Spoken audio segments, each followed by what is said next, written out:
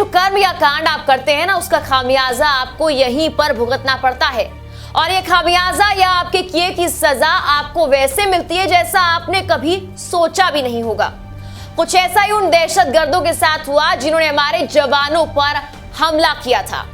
नमस्कार, VK news आप देख रहे हैं, आपके साथ मैं हूं मेघना सचदेवा। 2019 का पुलवामा अटैक तो आपको याद होगा, हमारे कई जवान शहीद हो गए थे। सीआरपीएफ के काफिले पर हुए इस हमले को दहशतगर्दों ने पूरी प्लानिंग के तहत अंजाम दिया था। उस हमले में शामिल कई आतंकवादी पिछले 2 सालों से रडार पर थे। हमारे जवान उनकी लगातार तलाशी कर रहे थे, चाहे देर से ही सही, पर इन आतंकवादियों का अंजाम क्या होना है या हो रहा है ये सबको पता है। इसलिए बिल में छिपे ऐसे आतंकवादियों को सेना धड़ाधड़ मार गिरा रही है। पुलवामा में ही रहे आतंकवादी इस्लाम अलवी उर्फ सैफुल्लाह सहित जैश-ए मोहम्मद के 2 बड़े दहशतगर्दों को दक्षिण कश्मीर के पुलवामा जिले में ही सुरक्षा बलों ने शनिवार को ढेर कर दिया।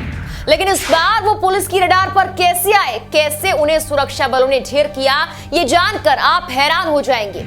लंबू और अदनान के नाम से जाने जाने वाले ये 2 आतंकवादी इस बार अपनी गंदी हरकतों के चलते अपनी जान से हाथ धो बैठे।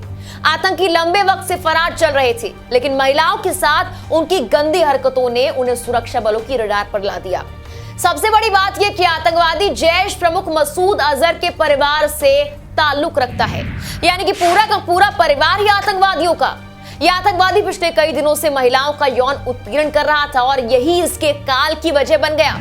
दरअसल पिछले 15 दिनों से त्राल इलाके से जम्मू कश्मीर पुलिस को आम नागरिकों के साथ दुर्व्यवहार और महिलाओं के साथ यौन उत्पीड़न की खबरें मिल रही थी, और ये सब करने वाला वही आतंकी था। इसके बाद वो पुलिस की रडार पर आ गया। आईआईडी विशेषज्ञ इस्लाम अलवी ने ही पुलवामा हमले के आत्मघाती हमलावर को ट्रेनिंग दी थी। इस हमले में केंद्रीय रिजर्व पुलिस बल सीआरपीएफ के 40 जवान शहीद हो गए थे।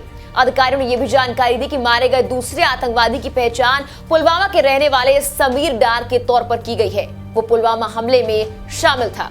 फिलहाल के इस वीडियो में इतना ही। तमाम खबरों के लिए आप देखते रहिए वीके न्यूज। नमस्कार।